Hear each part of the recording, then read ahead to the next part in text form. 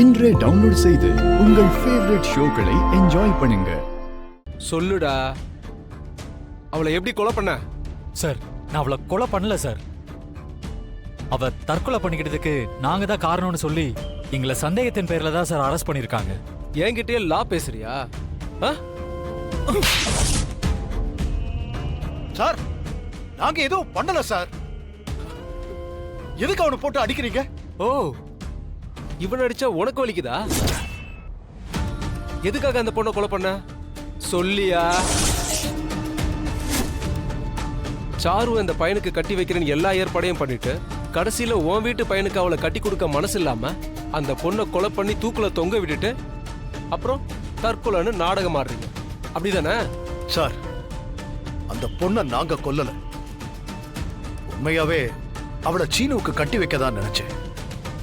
அவளை யார் கொலை பண்ணாங்கன்னு எங்களுக்கு தெரியாது சார். ஆனா நாங்க கொலை பண்ணல சார். கொலை பண்ணவன் என்னைக்குடா நான் தான் கொலை பண்ணேன்னு ஒத்துருக்கான்? ஏன் அவளை கொலை பண்ணீங்கன்னு உண்மையை சொல்லல? சார், நாங்க கொலை பண்ணல சார். நீங்க மாமாவே அடிக்கிறீங்க. அவர் யாருன்னு தெரியுமா?